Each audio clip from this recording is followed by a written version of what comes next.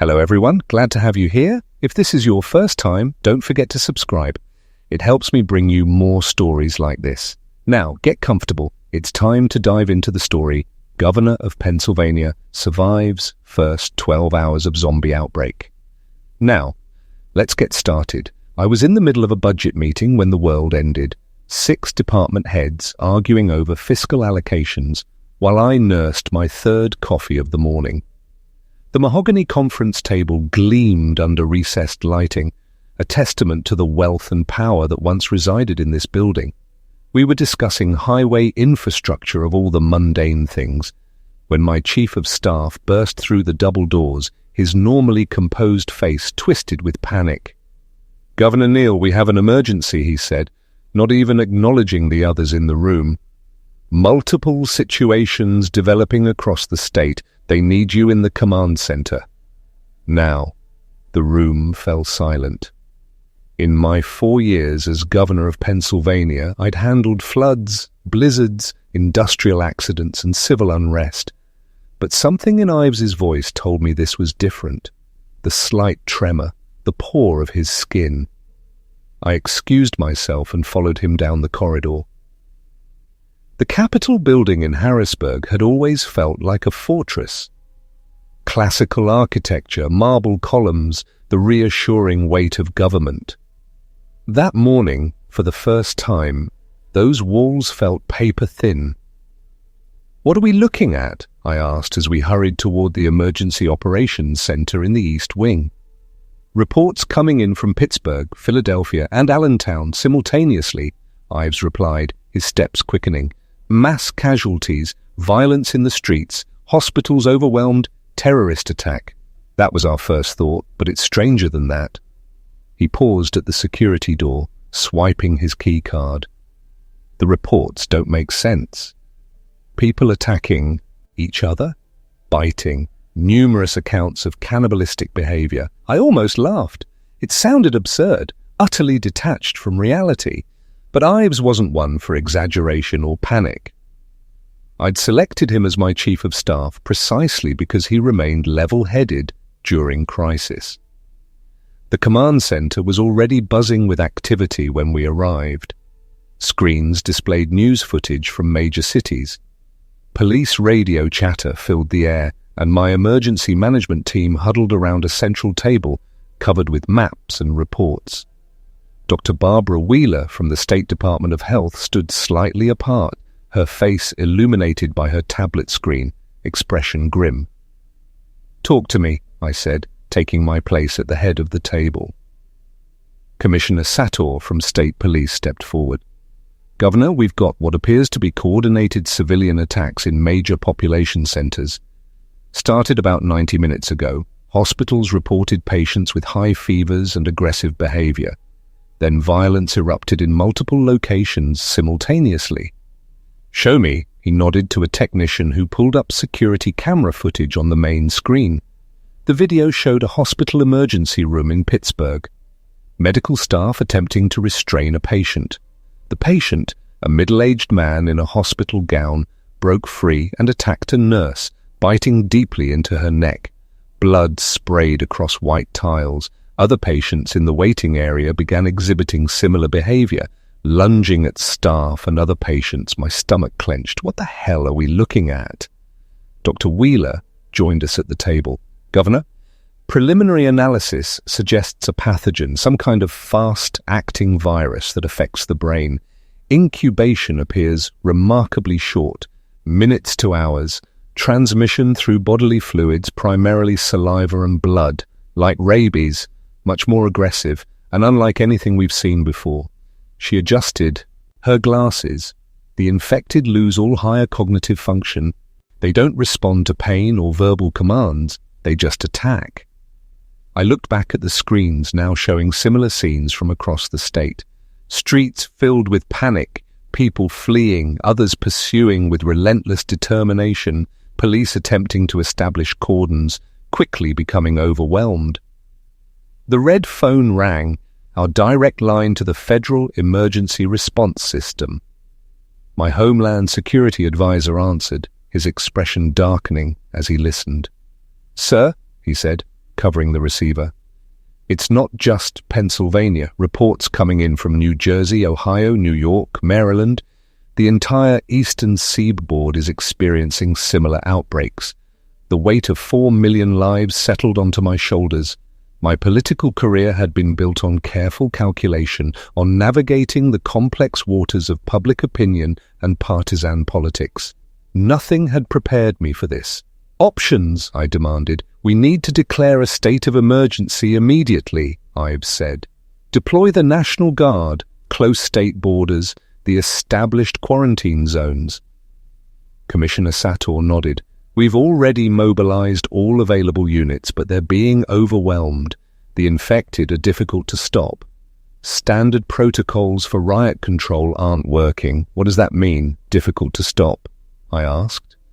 They don't respond to pain, sir. Tasers, pepper spray, even rubber bullets. They just keep coming, and their numbers are growing exponentially.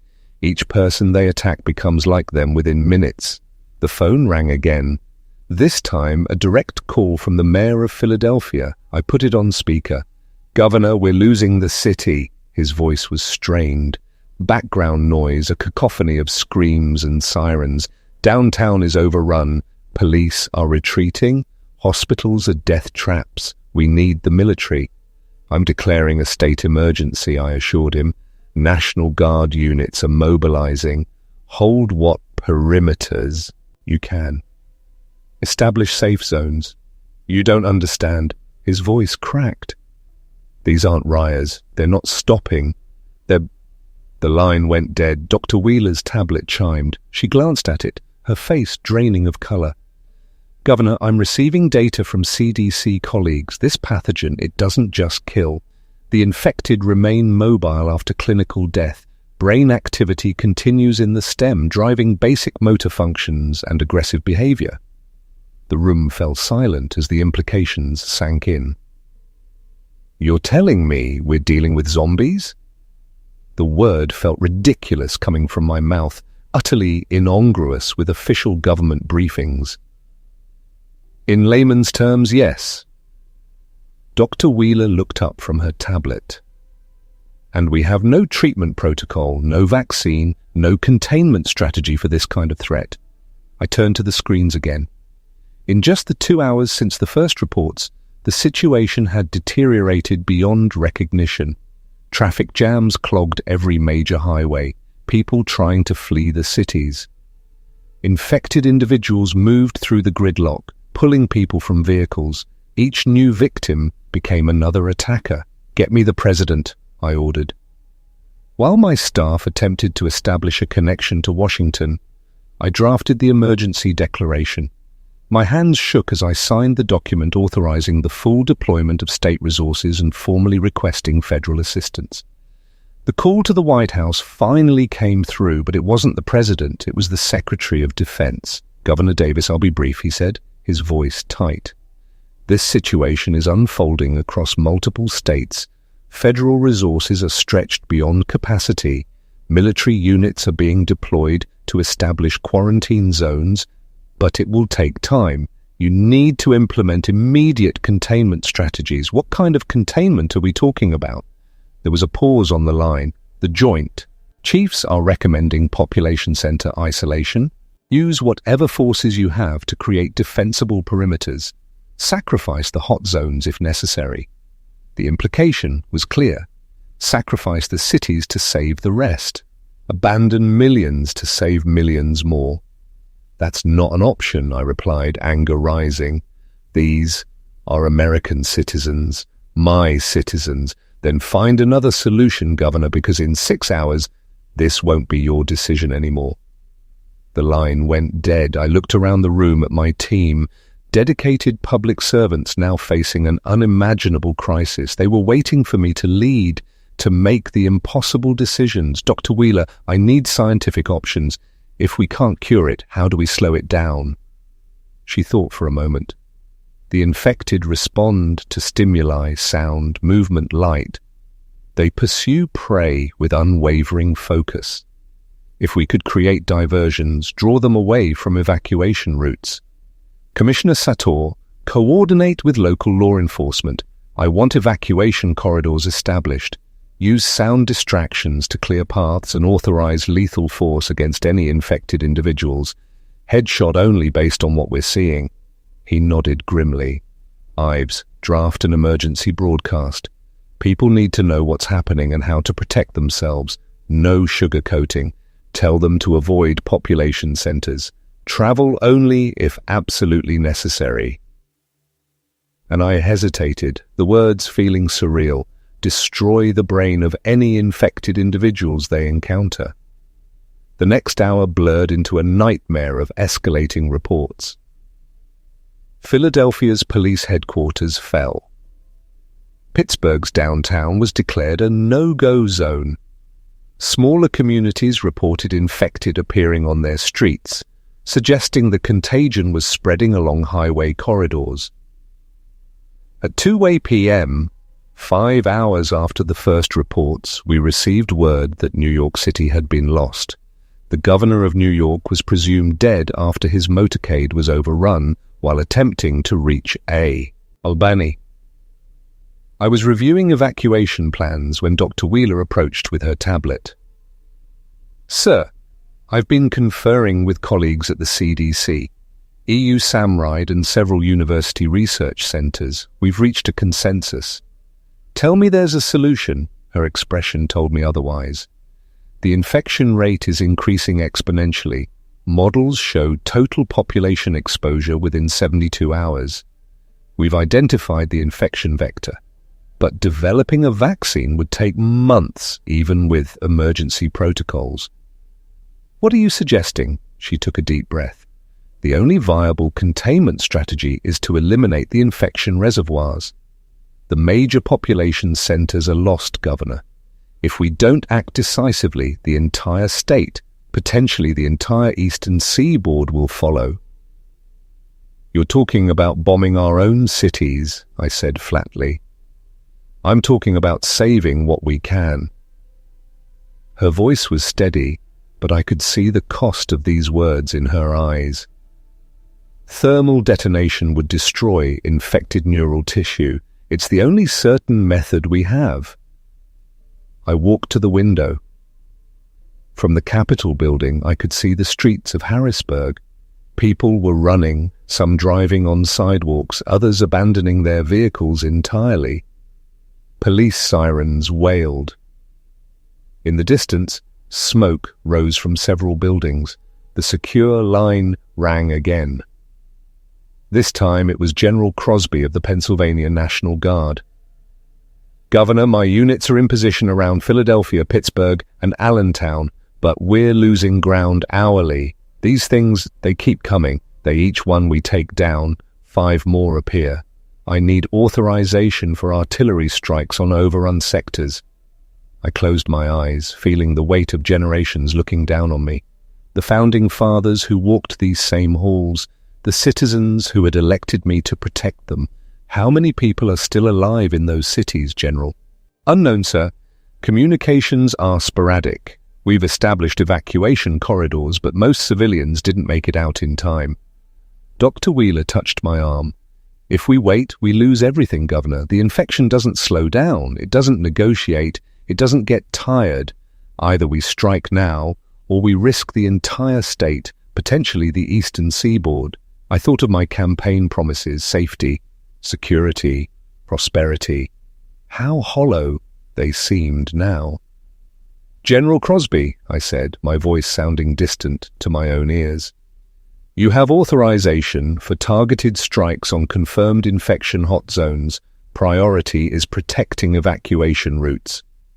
Civilian casualties," my voice caught, "are to be minimized wherever possible." "Understood, sir," he replied. "I'll need that in writing. You'll have it in 5 minutes." After ending the call, I sat heavily in my chair. Ives approached cautiously. "Sir, the Capitol building security team is recommending immediate evacuation. The infected have been spotted 6 blocks from here." Outside, the wail of sirens grew louder.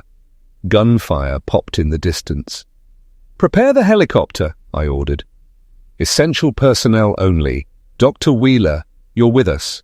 "We need a secure facility to coordinate from the mountain bunker at Fort Mattis," suggested my Homeland Security advisor. "Built for nuclear contingencies, self-sufficient, defensible." I nodded, then turned to face the room full of dedicated public servants who had served alongside me through countless crises.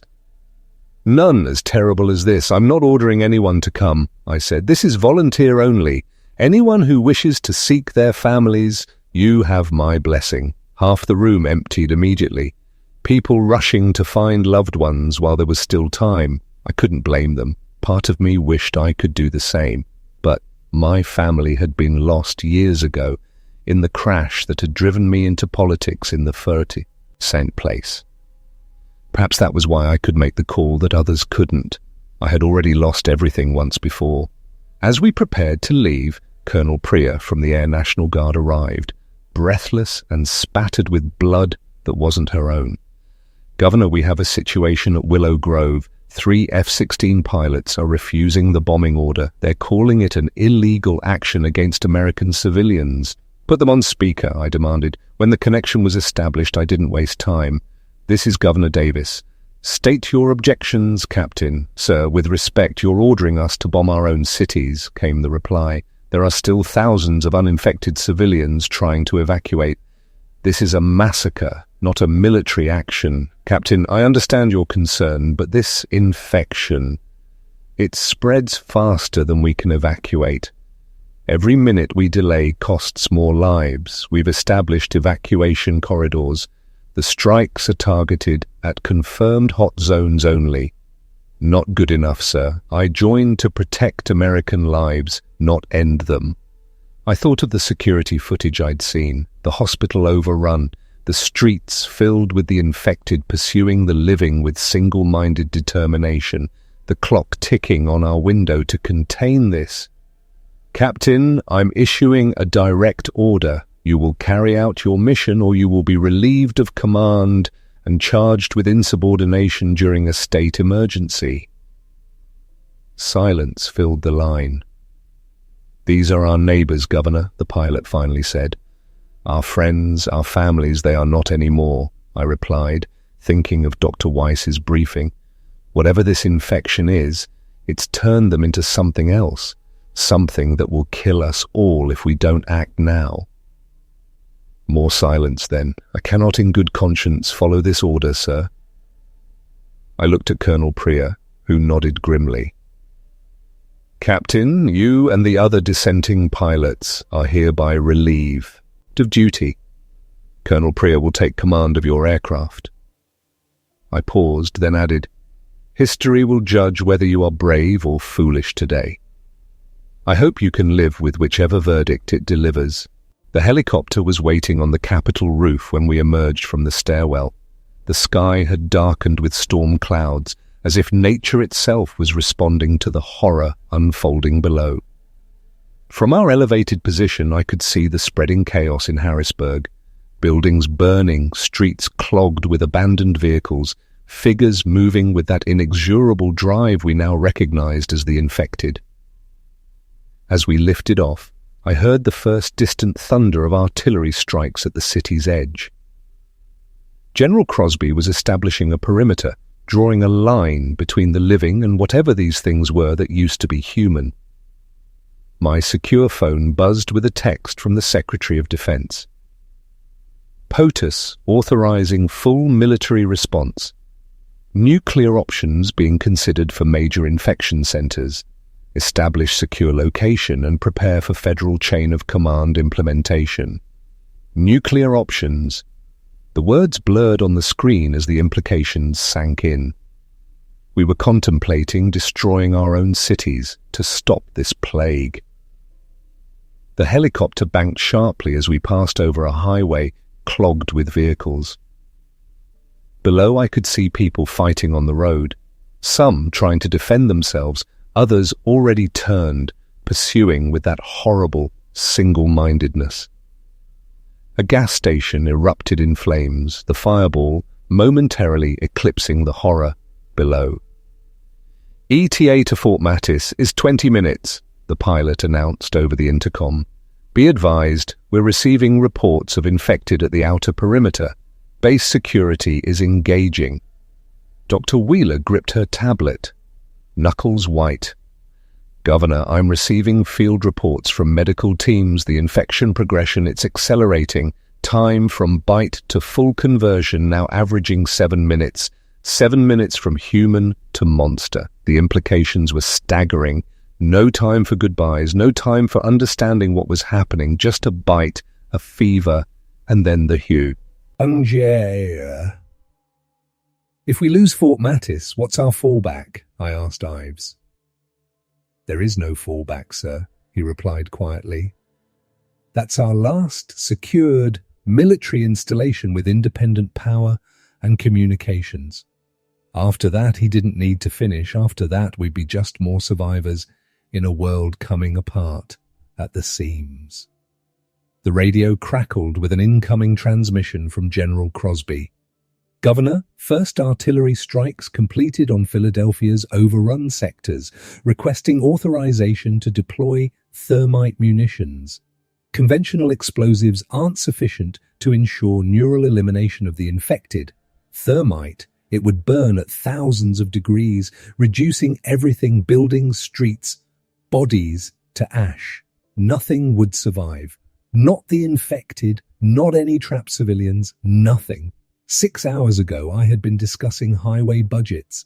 Now I was authorizing the incineration of the city where American independence was born. Authorization granted, I said, my voice hollow. May God forgive us.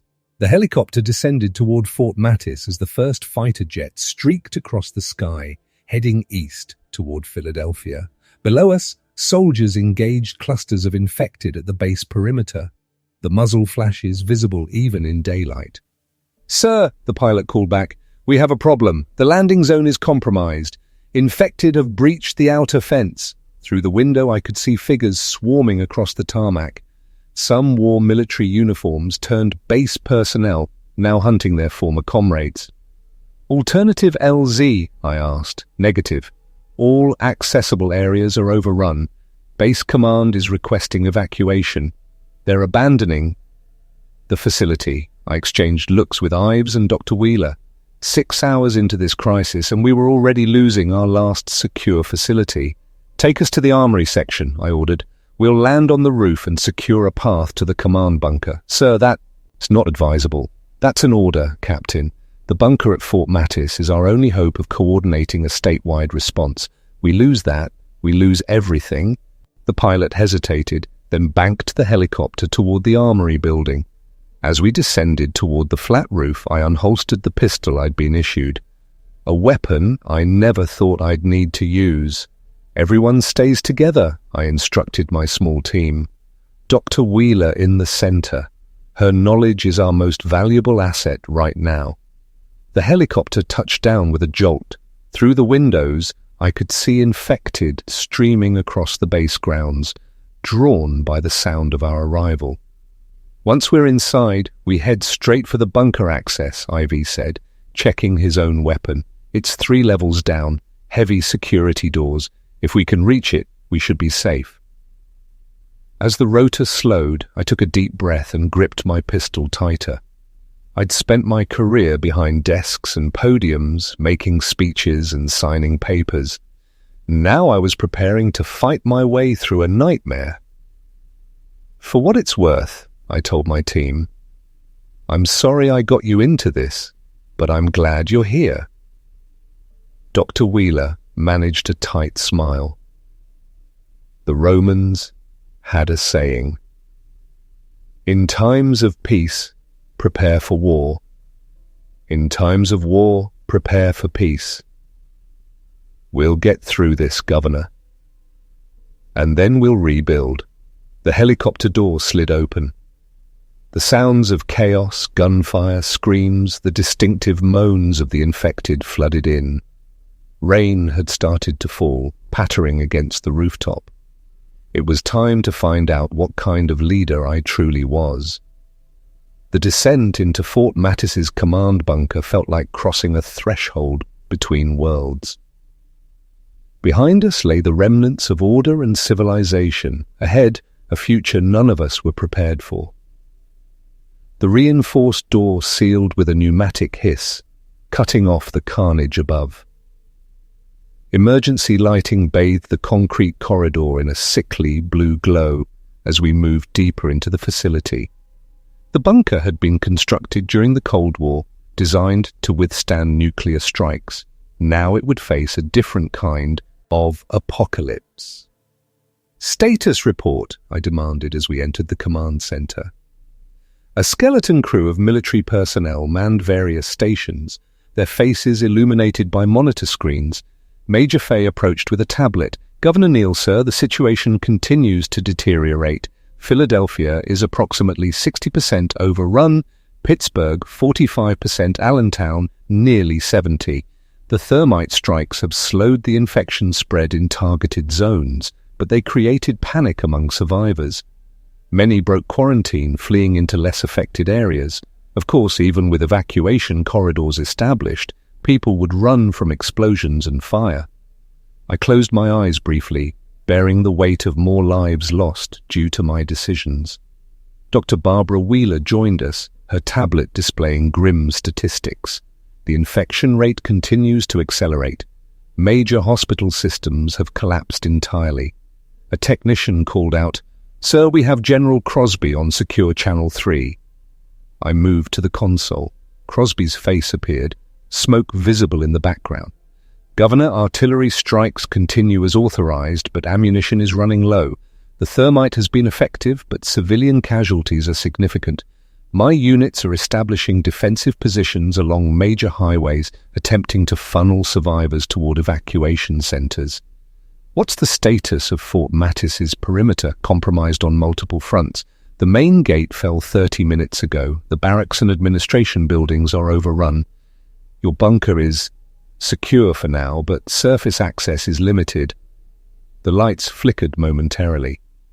"Backup generators are functioning properly," a technician reported, "but we detected a power surge. Something's happening topside."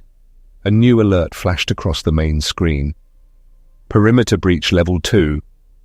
The infected have entered the facility," Major Fay reported, her professional demeanor cracking slightly.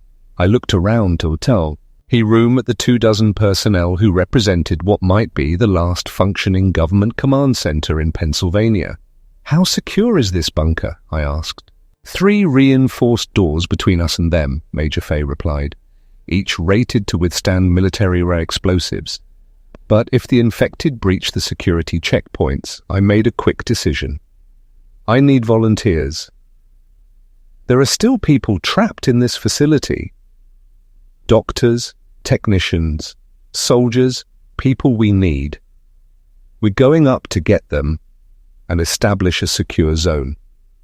If we lose Fort Mattis, we lose our last command center." Ives stepped forward immediately. "Sir, with respect, you're the governor. We can't risk what's left to govern Ives." I cut him off. "Cities burning, citizens turning on each other. Right now, I'm just another person who can help save lives." 3 military personnel volunteered immediately, including Major Fay. Dr. Wheeler also stepped forward, surprising everyone.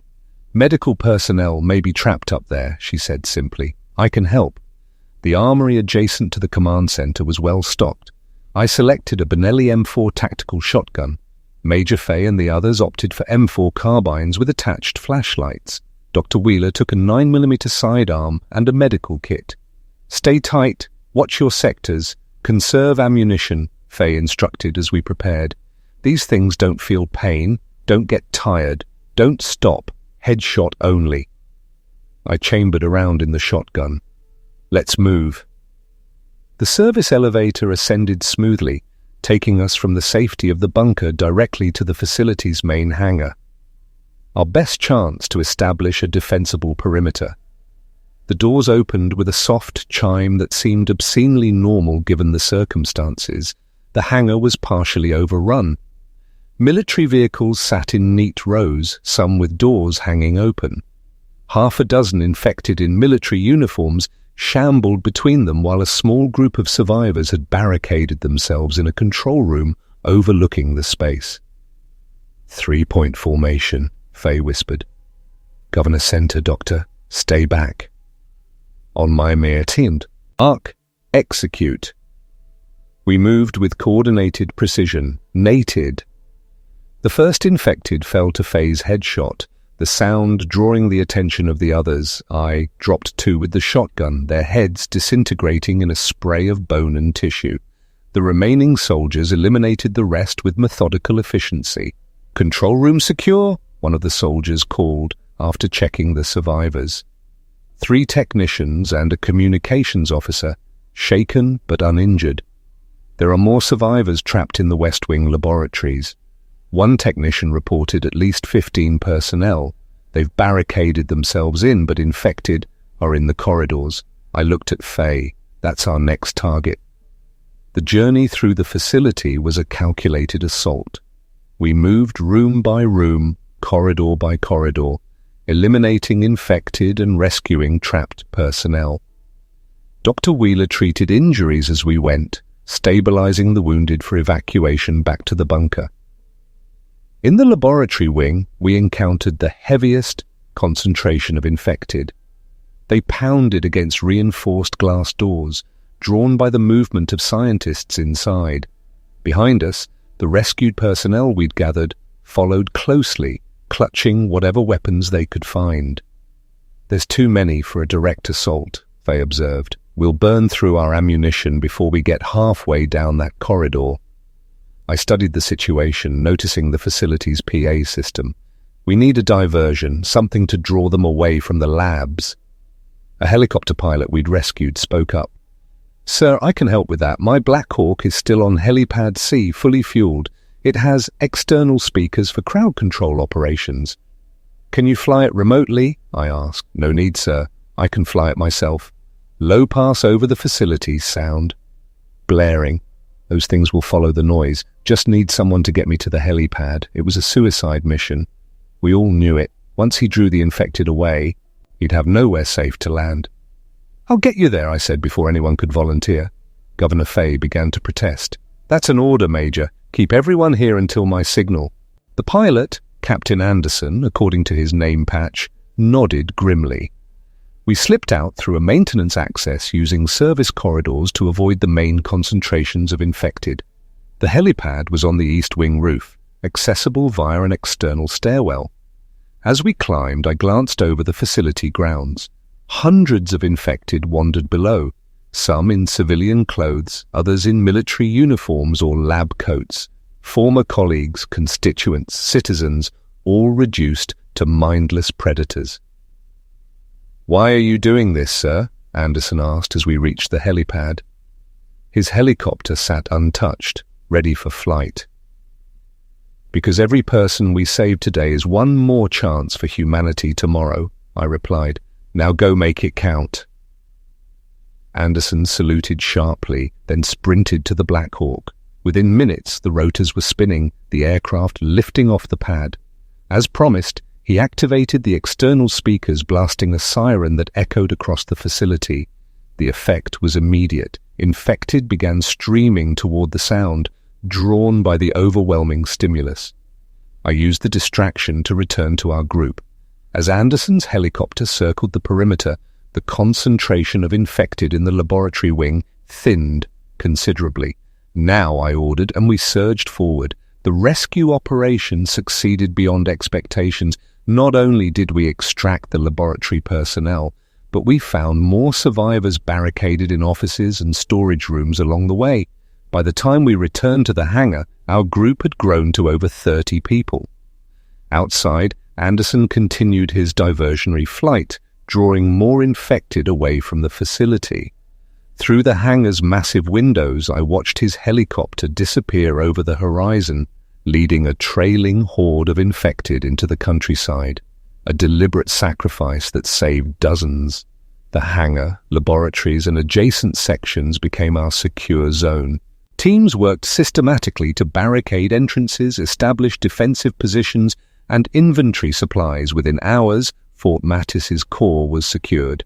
The infected contained to peripheral areas or drawn away completely by Anderson's diversion. I returned to the command bunker to find it transformed into a war room. Maps displayed infection spread across not just Pennsylvania, but the entire eastern seaboard. Red zones indicating total infection domination expanded hourly. Yellow zones representing contested areas shrank correspondingly. Green safe zones were becoming increasingly rare. Ives joined me, his normally immaculate appearance now disheveled from stress and exertion. "Sir, we've received priority communication from Washington. The President is implementing continuity of government protocols. Military forces are establishing a secure zone in the Midwest away from major population centers. They're abandoning the East Coast, I realized, writing us off. They're calling it a strategic withdrawal," Ives corrected diplomatically. I studied the map, the reality sinking in. Pennsylvania was effectively lost. So were surrounding states. Every decision we'd made, while logical at the time, had somehow made things worse. But we weren't finished yet. "New plan?" I announced. We stopped thinking like a government trying to maintain order. That world is gone.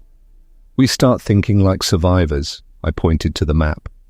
Fort Mattis sits at a strategic crossroads. Major highways, railway lines, all passing nearby. That's how the infection spread so quickly. But we can use those same corridors to our advantage. How? Dr. Wheeler asked. We'll conduct coordinated rescue operations, focusing on pockets of survivors, establish a network of secure zones around critical infrastructure, power plants, water treatment facilities, agricultural centers. Things we'll need to rebuild. Ives looked skeptical. Sir, with respect, that's not a government response. That's a guerrilla tactic. Exactly. Governments have failed. Time to adapt. I turned to the communications officer. Contact any remaining National Guard units.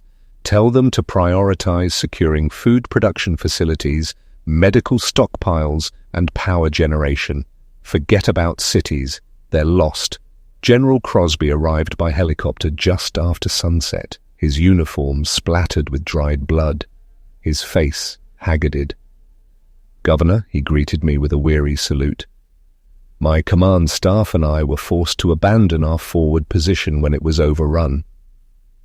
Glad you made it, I replied.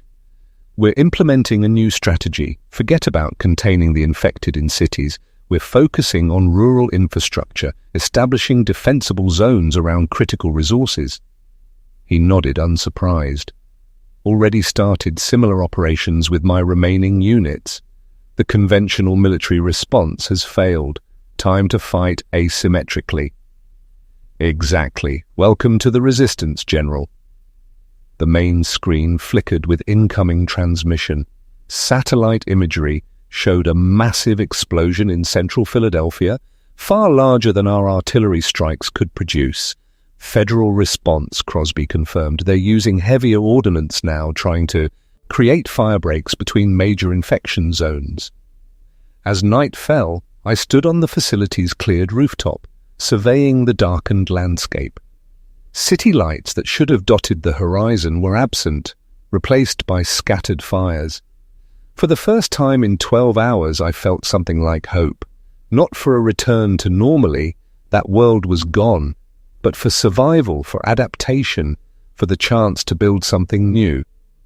Major, I said to Faye, who had joined me on the roof, find me a weapon better suited for field operations than this shotgun and gear that can withstand combat conditions. She raised an eyebrow. Sir, I spent my career behind desks making decisions that others implemented. That ends today. If we're going to establish secure zones, rescue survivors, reclaim what we've lost, I'm going to lead from the front. With respect, Governor, you're too valuable to risk in combat operations. Your leadership is meaningless if I don't share the risks, I interrupted. The people out there don't need a politician anymore. They need someone willing to fight alongside them. She studied me for a moment, then nodded. I'll have gear prepared. The sun would rise in a few hours on a changed world. Cities in flames, millions transformed into monsters, government and military in retreat. But here in this small corner of a collapsing nation, we had found purpose, not just to survive, but to rebuild, to reclaim, to fight. I am Governor Neal of Pennsylvania, or I was. Titles mean little now. What matters is what we do next. How we adapt, how we protect what remains. The infection took our state in 12 hours. But they haven't taken our resolve, they haven't taken our humanity. And as I prepare to lead the first recovery mission at dawn, I make this promise to whatever is left of my people. We will survive this, we will find a way forward, and someday we will rebuild from the ashes of what was low, sane, even if I have to kill every last infected myself. Thank you so much for taking the time to listen to this story today. Hoping to see you all again very soon. Till then, sweet dreams.